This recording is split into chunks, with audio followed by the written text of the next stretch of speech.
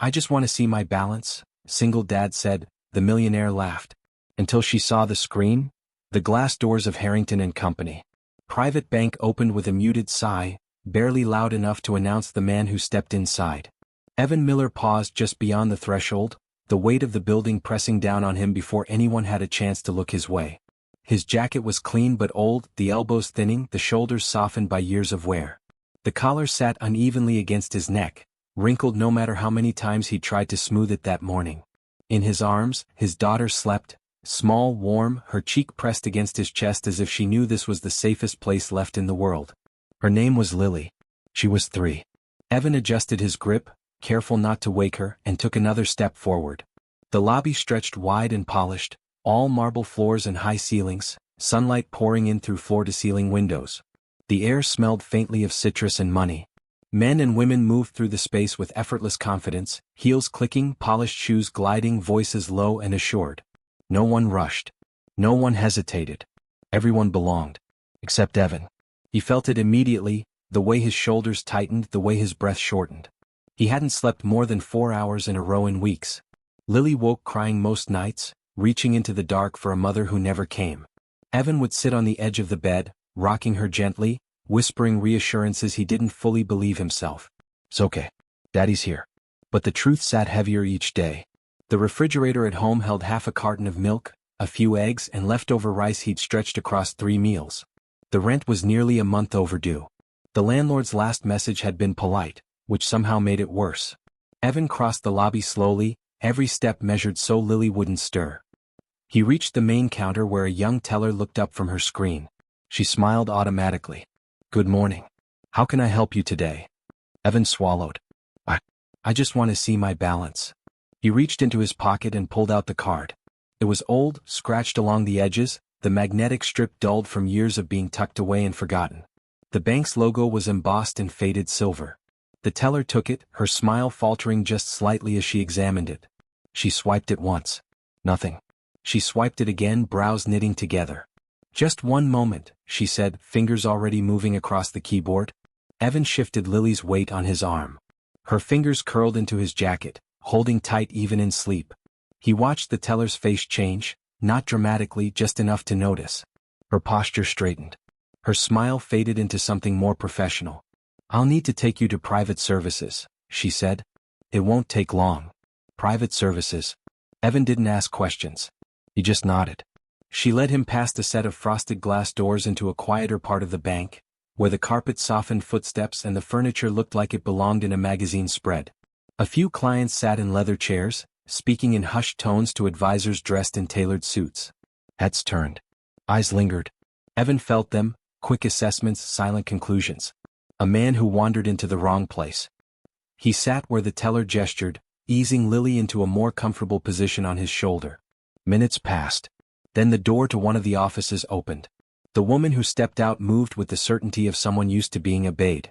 She was in her early 30s, hair pulled back into a sleek knot, her black blazer fitted perfectly to her frame. Her heels struck the floor with sharp precision. Her gaze swept the room and paused on Evan. Just for a moment. Her eyes flicked from his worn jacket to the sleeping child in his arms, then back to his face. Her lips curved into something close to a smile but not quite. I'm Margaret Sloan, she said. Senior Account Manager. She took the card from the teller, glancing at it briefly before looking back at Evan. You wanted to check your balance? Yes, Evan said quietly. Her eyes held a faint glint of amusement. And you've never checked it before? No, she gestured toward her office. Come with me. The room was glass-walled, overlooking the city. Margaret took her seat behind a wide desk, motioning for Evan to sit across from her. He did so carefully, keeping Lily cradled against him. Margaret slid the card into her terminal and began typing. So, she said casually, not looking up, where did you say this card came from? My wife, Evan replied. She passed away 2 months ago. Margaret's fingers slowed for a fraction of a second before resuming. And she never told you what was on it? No, Margaret let out a soft laugh under her breath. That's unusual. Evan didn't respond. The screen loaded. Margaret's posture shifted. She leaned closer, eyes narrowing. Her fingers stilled. For a heartbeat, the room was silent except for the low hum of the air conditioning. Then Margaret blinked. What? Twice? She clicked through another screen faster now. Her jaw tightened. The faint amusement vanished from her expression, replaced by something else: confusion, disbelief. Evan felt his pulse quicken. "Is there a problem?" he asked. Margaret didn't answer. She leaned back in her chair, staring at the screen as if it might rearrange itself into something more reasonable. Then she turned the monitor toward him. Evan stared. The numbers didn't make sense at first. They were too large, arranged in a way his mind refused to process. He leaned closer, breath catching. $62,874,219.47. The room seemed to tilt. That's not right," he whispered. Margaret didn't smile this time. "The system doesn't make mistakes like this." Evan's hand tightened instinctively around Lily. "This has to be wrong," he said. "My wife was a school nurse. We barely made rent." Margaret's voice was no longer light. "This account has been active for over 3 years," she said. "The funds were deposited through a private trust." She paused, studying him with new eyes. "Did your wife ever mention donating bone marrow?" Evan's breath left him in a rush. "No," Margaret clicked again, pulling up another file. "For years ago," she said quietly. "She did. Anonymous. The recipient was a child with acute leukemia." Evan's vision blurred. Margaret's voice softened just slightly. "The family established a trust in her name. She instructed the funds not to be released until her death." Evan looked down at Lily, still asleep, her small face peaceful. His chest tightened painfully. Margaret sat back, hands folded now.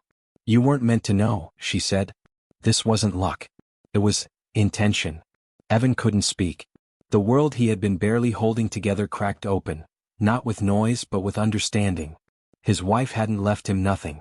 She had left him everything. And for the first time since she died, Evan let himself feel the weight of that truth. Not joy, not relief, but something quieter. Something that hurt. Evan did not move. The number on the screen remained unchanged, cold and absolute, as if daring him to deny it again. 62 million.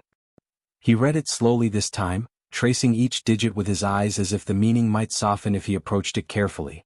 It didn't. The figure sat there, heavy and final, pressing down on his chest until breathing felt like work. Lily shifted in his arms, her fingers flexing against his jacket. He instinctively adjusted his hold, grounding himself in the familiar weight of her small body. She was warm. Real. Everything else in the room felt distant, unreal, like a set piece he'd wandered into by mistake. Margaret Sloane watched him closely now. Not with the faint condescension she'd worn earlier, but with something sharper, alertness mixed with uncertainty. She had misread him. Evan could see that clearly. And the realization unsettled her. "You're certain?" Evan asked quietly. "There's no mistake?" Margaret exhaled through her nose and turned the screen back toward herself. Her fingers moved again, pulling up documents, transaction histories, verification records. She was thorough, methodical in a way that suggested she trusted systems more than people. "The trust was established legally," she said. "Every deposit cleared compliance. Every transfer documented." She stopped typing and looked up at him. "Your wife knew exactly what she was doing." The words landed harder than Evan expected. He looked away, his gaze drifting to the glass wall of the office. Beyond it, the private lounge sat in muted calm. People pretended not to watch, but their attention hovered all the same. He could feel it like static on his skin. "She never said anything," Evan murmured. "Not once." Margaret tilted her head slightly. "Some people don't do good things to be seen." That sentence cracked something open in him. Evan swallowed, his throat tight. Sarah's face surfaced in his mind, not as she'd looked at the end, pale and exhausted, but earlier. Laughing in their tiny kitchen. Sitting cross-legged on the couch, grading papers from the clinic's training program she helped with. Holding Lily as a newborn, her eyes full of a quiet, fierce love that scared him sometimes. She had carried this alone. All of it. Margaret stood abruptly. "Excuse me for a moment." She stepped out of the office, heels sharp against the carpet. Evan watched her go, then looked down at Lily as she stirred awake. Her eyes fluttered open, unfocused at first. She blinked, then frowned slightly. "Daddy?" she whispered. "I'm here," Evan said, his voice rough. She reached up, touching his face with sleepy fingers. "Why are we here?" Evan hesitated. How could he explain a place like this to a 3-year-old? How could he explain what had just happened when he barely understood it himself? "We're just checking something," he said finally. She nodded as if that made perfect sense and nestled back against his chest. I'm hungry, she said after a moment. The words cut straight through him. Of course she was. He glanced at the clock on the wall. Past noon already. He'd been so focused on surviving the morning that he'd ignored the time. I know, he said softly. We'll get something soon. The office door opened again. Margaret returned, followed by a tall man with silver hair and a presence that filled the room without effort. His suit was dark, understated, and immaculate. His expression was calm, practiced. This is Richard Hale, Margaret said. Senior Vice President. Richard's eyes flicked briefly to Evan, then to Lily, then back to Evan again. Something shifted in his expression. Not pity, not judgment. Assessment. Mr. Miller, Richard said, extending a hand. I understand today has been unexpected. Evan shifted Lily slightly so he could shake it. That's one way to put it. Richard took a seat beside Margaret and glanced at the screen. I've reviewed the account, he said. Everything checks out. Margaret crossed her arms. With respect, Richard, this is highly unusual. I agree, he said calmly. But unusual doesn't mean illegitimate. He turned to Evan. Your wife made a choice, Richard continued. A generous one. The family she helped wanted to ensure her sacrifice was honored. They respected her wish for anonymity and structured the trust accordingly. Evan stared at the desk, his reflection faintly visible in the polished surface. She was sick, he said quietly. By the time she got diagnosed, we were already behind. If she had this money, why didn't she use it? Margaret opened her mouth, then closed it again. Richard answered instead. Because the trust wasn't about her, he said gently. It was about what came after. Evan felt his chest tighten painfully. After. Sarah had known. Known she wouldn't be there. And she'd still thought ahead. Still planned. Still protected them. The realization was almost too much to bear. He leaned forward, elbows on his knees, one hand braced against his forehead. Lily wrapped her arms around his neck instinctively, sensing the shift in him. It's okay, Daddy, she murmured. The sound of her voice, small, trusting, broke whatever control he had left. His shoulders shook once. Then again. He didn't sob. There was no sound. Just a quiet, unguarded collapse as tears slid down his face and fell onto his sleeve. He pressed his lips together, breathing through it, trying not to scare Lily. Margaret stood.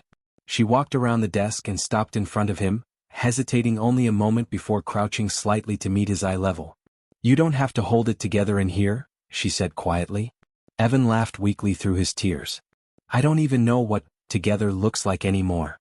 Margaret didn't respond immediately. Her gaze flicked to Lily, then back to Evan. I misjudged you, she said. Evan looked up at her, surprised. When you walked in, Margaret continued, I thought this was going to be something else. People come in here all the time pretending not to know what they have. She paused. You didn't pretend. Evan wiped his face with the back of his hand. I just wanted to know if I could buy groceries. The words hung in the air. Richard shifted in his seat. Mr. Miller, he said gently, your immediate concerns can be addressed today. Margaret straightened, professionalism settling back into her posture. But something had changed. The edge was gone. Rent, she said. Utilities. Food. We can move funds into a standard checking account immediately. Evan shook his head slightly. I don't even know how to think about that kind of money. That's okay, Margaret replied. You don't need to. Not yet. She pulled a legal pad from a drawer and began writing. We start small, she said. Stability first. She looked up. How much do you owe on rent? 3,000, Evan said. And some late fees. Margaret wrote it down without comment. Utilities? About 400. Groceries? Evan hesitated. I don't know. I try to keep it under 50 a week. Margaret's pen paused for half a second before moving again. We'll set up a temporary account with 50,000, she said matter-of-factly. That will give you breathing room. Evan's head snapped up. That's too much. Margaret met his gaze steadily. No, she said. It's proportionate. He didn't argue. He didn't have the energy. Lily shifted again, sliding down slightly until she was half sitting on his lap. She looked at Margaret with sleepy curiosity. Are you the boss? Lily asked. Margaret blinked, caught off guard. I suppose I am, she said. Lily nodded solemnly. Okay. For a moment, something like a smile flickered across Margaret's face. Richard stood. I'll have compliance fast-track the transfer. He paused at the door, then turned back. You're a good father, Mr. Miller? Evan swallowed. I'm just trying not to fail her. Richard nodded once and left. The room grew quieter after that. Margaret returned to her seat and slid a stack of papers toward Evan. These are temporary authorizations, she said. Nothing long-term. Just enough to stabilize things. Evan stared at the papers, then at his hands. They look like someone else's life, he said. Margaret softened her tone. It will feel that way for a while. He picked up the pen, hesitated, then signed where she indicated. His signature looked small on the page. When he finished, Margaret collected the papers and stood. There's a cafe downstairs, she said. Take your daughter. Come back in an hour. Evan hesitated. What if it disappears? Margaret finished. He nodded. It won't, she said. I promise. He believed her. Not because of the bank. Because of the way she said it. Evan stood, lifting Lily back into his arms. She wrapped herself around him, already drifting again. As he stepped out of the office and into the lounge, the stares followed him, but they felt different now. Curious instead of dismissive. Measuring instead of mocking. He didn't care. He pushed through the glass doors and into the elevator. As it descended, Evan leaned his head back against the wall and closed his eyes. For the first time in months, the pressure in his chest eased just slightly. Not because of the money. Because of the understanding. Sarah hadn't abandoned him. She'd prepared him. The elevator doors opened. Evan stepped out, carrying his daughter toward the cafe, the world above them unchanged. But something inside him, slowly, quietly beginning to shift. The cafe smelled like warm bread and coffee. Evan noticed it the moment he stepped inside, as if his senses had been waiting for permission to wake up. 4 months, food had been a calculation. Numbers, limits, trade-offs. Now the smell alone made his stomach tighten with something dangerously close to relief. He lowered Lily into one of the padded chairs by the window. She rubbed her eyes, then perked up when she saw the display case. Daddy, she whispered, pointing. The bread has chocolate in it. Evan followed her finger and smiled faintly. That's called a croissant, he said. We can share one. Her eyes widened. We can. Yes, he said. We can. The word felt unfamiliar on his tongue. They ordered simply. 1 croissant. A small bowl of fruit. Milk for Lily. Coffee for him, black, the way he'd always taken it before life narrowed into survival. They sat quietly as they ate. Lily tore the croissant into careful pieces, offering him the larger half without thinking. Evan accepted it, his throat tightening. She had learned generosity from scarcity, not abundance. That truth sat heavily with him. As she chewed, Evan watched the street outside. People passed with phones in hand, faces set in their own private urgencies. The city looked the same as it had that morning. It always would. But he didn't feel invisible in it anymore. After they ate, Lily leaned against him, her energy fading. Evan wiped her hands with a napkin and lifted her gently. We're going back upstairs now, he said softly. Okay, she murmured, already half asleep. The elevator ride felt shorter this time. When the doors opened onto the executive floor, Margaret Sloan was waiting near the reception desk. She looked different, her jacket off, sleeves rolled slightly as if she had chosen comfort over presentation. Good timing, she said. Everything's ready. Evan followed her back into the office. The desk was cleared now, replaced by neatly stacked folders and a tablet. Margaret gestured to the chair. Evan sat, Lily still in his arms. We've set up 3 accounts, Margaret began. 1 checking. 1 savings. 1 long-term trust. Evan nodded, listening though the terminology still felt abstract. The checking account is active, she continued. Funds are already available. She slid the tablet toward him. Would you like to see? Evan hesitated, then nodded. The screen lit up. The number was smaller now. Still large, more than he'd ever seen, but manageable. Human. Balance, $50,000. His breath caught. It's real, he whispered. Margaret watched him carefully. Yes. Evan handed the tablet back. That's enough, he said. Margaret smiled, not the professional one this time but something quieter.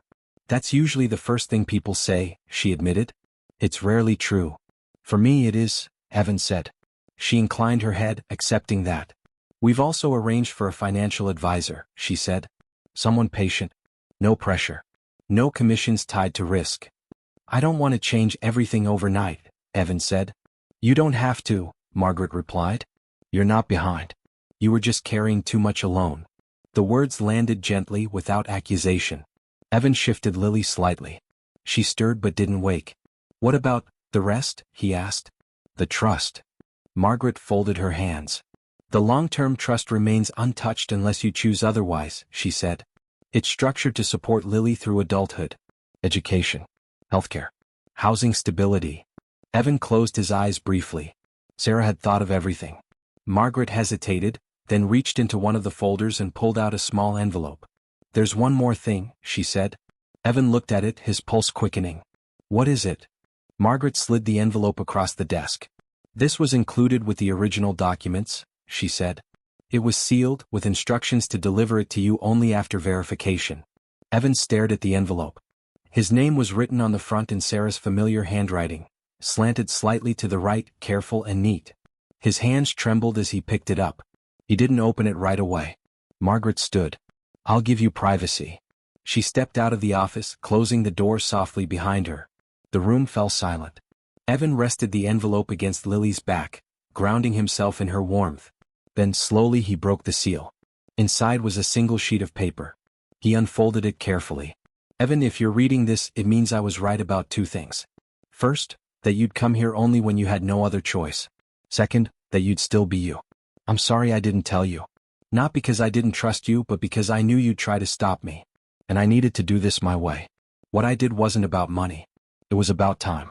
Time we wouldn't have. I saw what was coming. And I didn't want Lily's world to shrink because mine did. Please don't feel guilty. Please don't feel small. You didn't fail me. You carried us as long as you could. Let this help you rest. Let it help you be present. That's all I ever wanted. Love doesn't end. It just changes shape. Evan pressed the letter to his chest. He didn't cry loudly. He didn't fall apart. He sat very still, breathing slowly, letting the words settle into him like warmth after a long cold. For the first time since her death, he felt something close to peace. Not happiness. Acceptance. A quiet understanding that love could move forward without betrayal. The door opened softly. Margaret stepped back inside. Evan looked up, his eyes red but steady. She knew, he said simply. Margaret nodded. She did. Evan folded the letter carefully and placed it back in the envelope. Thank you, he said. For what? Margaret asked. For treating this like it matters, Evan replied. Margaret met his gaze. It does. They finished the remaining paperwork without ceremony. When everything was done, Margaret walked them to the elevator herself. At the doors she paused. If you need anything, she said, handing him a card, call me directly. Evan accepted it. I hope I don't. Margaret smiled. That's the idea. The elevator doors closed. As they descended, Lily woke fully and looked around. Daddy? She asked. Are we going home? Evan smiled down at her. Yes, he said. We are. Outside, the late afternoon sun had softened the city. The air felt warmer. Kinder. Evan adjusted Lily on his hip and began walking. He didn't go straight home. Instead, he stopped at the grocery store. He took his time. Fresh fruit. Bread that wasn't discounted. Milk without counting the days left until payday. At the register, he didn't flinch when the total appeared. He paid. The receipt printed. The world didn't end. At home, the apartment still looked the same, small, worn but familiar. Evan set the groceries down and opened the windows. Light filled the room. He made dinner slowly. Real food. Lily sat at the table, coloring. Afterward, he bathed her, read her a story and tucked her into bed. As he turned off the light, she reached for his hand. Daddy, she said sleepily, are we okay? Evan squeezed her fingers gently. Yes, he said. We are. Later, he sat alone on the couch, the envelope resting beside him. The future didn't feel loud or overwhelming. It felt possible. And that was enough. The end.